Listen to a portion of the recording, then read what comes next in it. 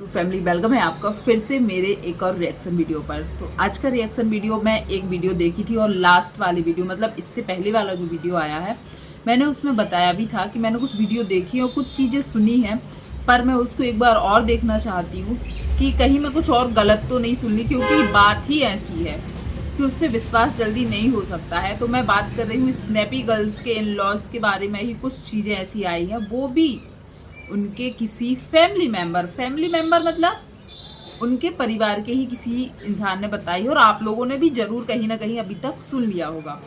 जैसे कि पता है कि लोग हमेशा बोलते हैं कि सपना कंट्रोवर्सी करना चाहती है, वो हमेशा चाहती है कि वो ऐसे कंट्रोवर्सी कर कर कर आगे बढ़े। बहुत आधे से ज़्यादा कमेंट ऐसे ही आते हैं कि सपना को कंट्रोवर्सी करना अच्छा लगता है, पर एक ये हकीकत भी है कि सपना ने बहुत कुछ बर्दाश्त किया है। बहुत कुछ बर्दाश्त करने के बाद आज जो नौबत आई है ना, पहले इतने साल मतलब सूरज जी के रहने के टाइम से उसने हम हमेशा हर चीज़ सहन की कि हमारा घर ना टूटे, घर बसा रहे, घर की बात बाहर ना जाए। नहीं तो वो चाहती तो आज से 3-4 साल पहले हम लोगों के सामने बहुत सी चीज़ें आ सकती थी, पर लोगों को ये नहीं दिखता है कि आज उसको बाहर आकर बोलने की ज़रूरत क्यों है, ऐसा मौका ही क्यों आया कि उसको आज आकर बोलना पड़ा। ये चीज़ कोई नहीं समझता है, पर जिसके ऊपर बीतती है वो हमेशा समझ जाते हैं लोग कि हाँ, एक इंसान बर्दाश्त करते करते उसको तोड़ने की पूरी कोशिश की गई है, पर जब उसने मुंह खोला बुरी हो गई। और ये चीज़ मैंने एक जन की वीडियो देखी है और उसमें मैंने ये चीज़ सुनी ना, मैं नाम ही बता देती हूँ। जो सपना की जेठानी है उनका वीडियो देखा है और उनके वीडियो में उन्होंने बताया है कि जो अभी ये हो रहा है ना, ये जो भी फसाद मच रही है अभी कि बुआ जी लोग घर अचानक क्यों आई है, तो देखो वो लोग उनके साथ रहते हैं, उन लोगों को पता है कौन कितना नीचे गिर सकता है। और रही बात सपना की जेठानी, तो वो भी उन लोगों के साथ रही है, तो उनको भी पता है कि कौन क्या कर सकता है, क्योंकि सेम सिचुएशन उनके साथ भी यही है। मैं उनको उतने अच्छे से नहीं समझ पाई हूँ, पर सपना को तो समझती हूँ। पर जो भी चीज़ें उनकी जेठानी ने भी बताई है सेम ऐसे ही है। उनको भी उनके पति से अलग करवा दिया गया, कर दिया, या जो भी रीज़न है। उनकी स्टोरी मैं पूरी अच्छे से नहीं जानती, पर हाँ, वो भी अपने हस्बैंड से दूर रहती है, उनकी भी बेटी है। बस वो अपने शब्दों में बोलती है कि फ़र्क इतना है कि सपना के हस्बैंड उनके साथ नहीं है, वो भगवान ने छीने हैं, पर उनके हस्बैंड हैं, फिर भी वो उनके साथ नहीं रहते हैं। वो अपनी सास ससुर पर पूरा इल्ज़ाम डालती हैं कि उनके वजह से। और कुछ पुरानी वीडियोस भी मैंने देखी, उसमें भी देखने से पता चला कि उनके हस्बैंड और सास ससुर से उनका रिश्ता अच्छा नहीं है और वो अभी भी उनके साथ नहीं रहते हैं। अब वो छोड़ो, कुछ दिन पहले सपना ने या उनकी जेठानी ने एक आरोप लगाया था कि चलो भाई सपना खराब हो सकती है, और भी जो रिश्तेदार बता रहे कि वो लोग खराब हो सकते हैं, पर जो अंकल हैं, अंकल के छोटे भाई कहाँ हैं, अंकल की बहनें कहाँ हैं, क्योंकि अंकल की 2 बहनें हैं, तो वो कहाँ हैं, ये सब सवाल उठाए गए थे। और आंटी ने सामने से आकर ही एक वीडियो बनाया था, जो छत पे बैठी थी, वो छोटी चीजी भी थी, वहाँ पर बोला था कि हमारे फैमिली में सब कामकाजी लोग हैं, जॉब वाले लोग हैं, उन लोगों को टाइम नहीं मिलता है, वो लोग नहीं आ सकते ऐसे।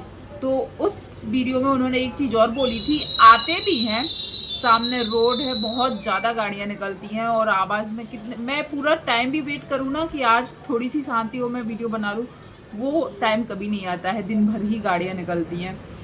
तो आंटी ने उस वीडियो में एक चीज़ और बोली थी कि आते भी हैं तो वो लोग कैमरे के सामने नहीं आना चाहते हैं।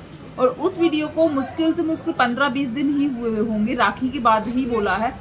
तो इतने जल्दी अंकल आंटी लोगों ने ऐसा क्या किया कि वो दोनों बहनें एक साथ टाइम निकाल के, क्योंकि वो लोग तो बिजी पर्सन है, उन लोगों के पास टाइम नहीं रहता है, तो ऐसा क्या हुआ कि दोनों ने एक साथ टाइम निकाल कर आए। वो भी रीज़न दिया गया कि अंकल को जो वो चोट लगी घुटने में, ऑगी की वजह से गिर गए हैं, उसकी वजह से आई है।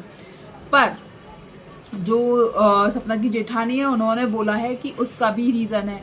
जब उनको उनके पति से अलग किया गया था, मतलब कि जब जेठानी जो है, सपना के ससुर हैं, जो उनकी बहन की जो बहू है, जब उनको अलग किया गया था, तब उनकी बहन शायद वो भी कुछ करती हैं, क्योंकि छोटी चीज़ी के ब्लॉग में बताया गया था कल से जॉब पर जाना है उनको, तो शायद वो भी कोई जॉब करती है, मुझे ऐसा लगा, चाहे वो छोटी बुआ हो या बड़ी बुआ हो।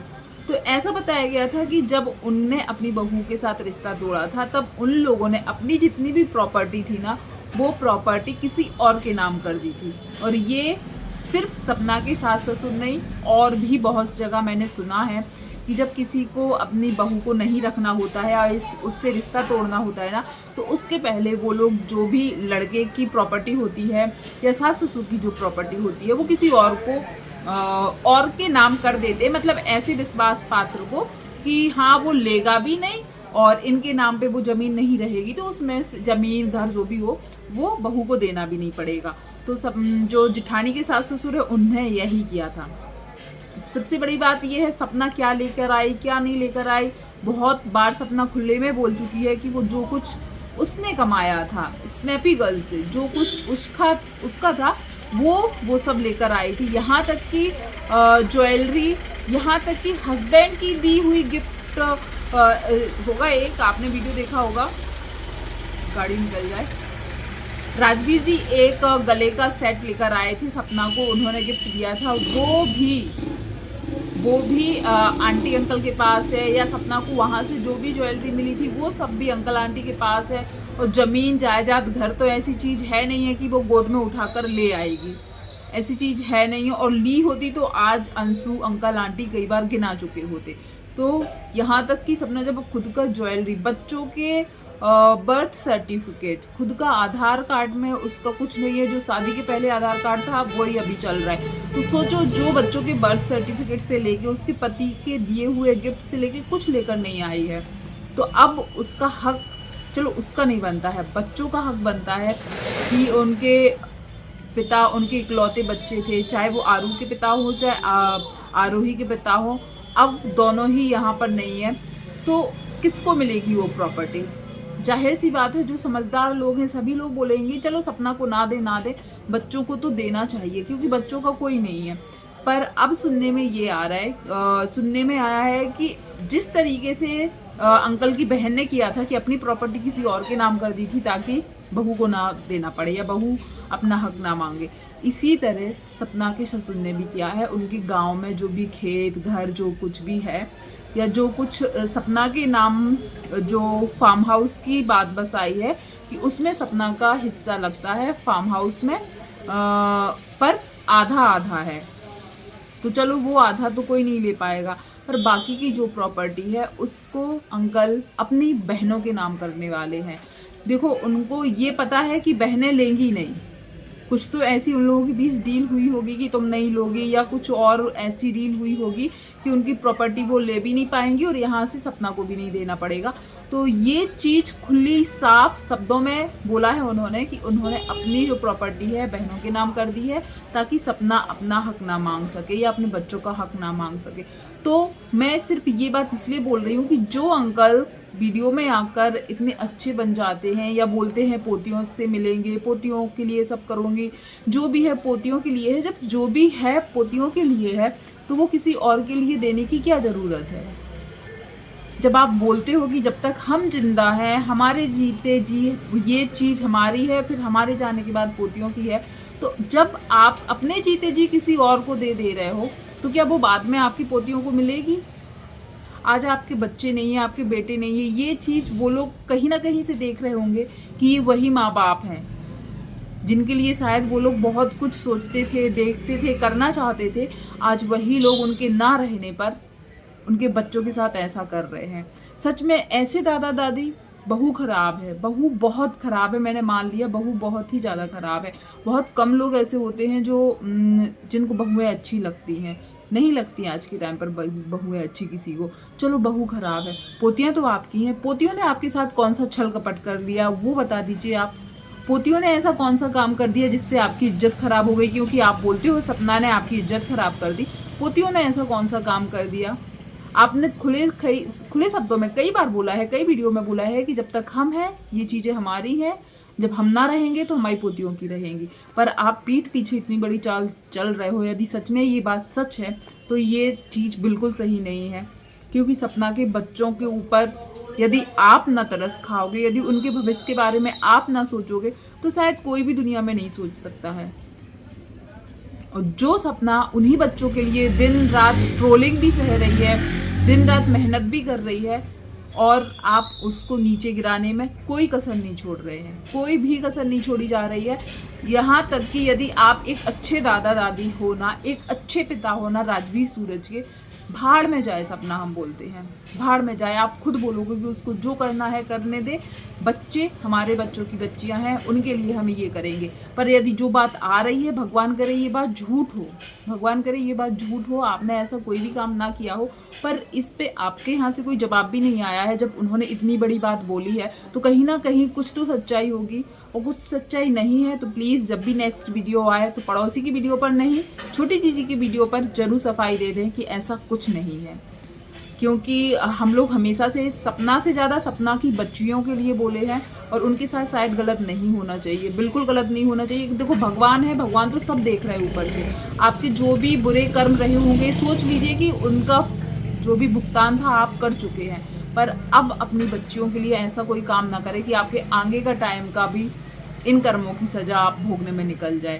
तो प्लीज़ यदि आप लोगों ने भी ऐसी कोई वीडियो देखी है या सुना है, और यदि अंकल ने ऐसा किया, मैं हमेशा यही बोलूँगी कि भगवान ऐसा किया ही ना हो, और यदि ऐसा सच में किया है तो वो आपको क्या सही लगता है, क्या अंकल ने सही किया? तो फिर अंकल किस मुंह से आकर बोलते हैं कि जो कुछ है वो उन बच्चियों का है, जो कुछ है उन बच्चियों का है। जब उन बच्चियों का ही है, जब उन बच्चियों का ही है तो किसी और को देने का क्या मतलब बनता है? कानूनी दांव पेच आपको बहुत आते हैं, बहुत ज़्यादा आते हैं, पर जहाँ ज़रूरत थी इन कानूनी दांव पेचों की, वहाँ पर आपने बिल्कुल नहीं लगाया दिमाग, पर कहीं और लगा रहे हैं जहाँ पर शायद ज़रूरत भी नहीं है। जहाँ ज़रूरत थी वहाँ आपका बुढ़ापा, बुजुर्ग, बीमारियाँ दूर, ये सब चीज़ें आ रही थी सामने। आज आपको कोई भी चीज़ शायद सामने नहीं आ रही है, क्योंकि सामने एक कमज़ोर औरत है जिसका ना पति है, और जो पिता भाई हैं वो शायद इस काबिल भी नहीं है कि वो लड़ पाएँ।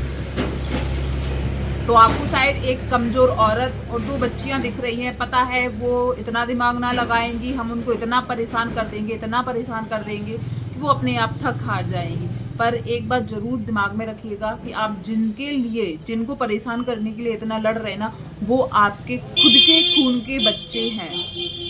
जो बच्चे अब आपके साथ नहीं है ना, वो उनकी बच्चियां हैं। तो प्लीज़ ज़रूर, यदि ऐसा नहीं किया है तो बहुत अच्छी बात है, और किया हो तो ज़रूर सोचिएगा। और आप लोग जो भी ये वीडियो देख रहे हैं, ज़रूर वीडियो पर कमेंट ज़रूर कीजिएगा कि यदि अंकल ने सच में आरूही के साथ ऐसा किया है तो क्या ये सही है। प्लीज़ कमेंट कीजिएगा। वीडियो पर पहली बार आए हैं तो वीडियो पर लाइक, शेयर और चैनल को सब्सक्राइब जरूर कीजिएगा। थैंक यू सो मच जो भी यहाँ तक बना रहा, धन्यवाद।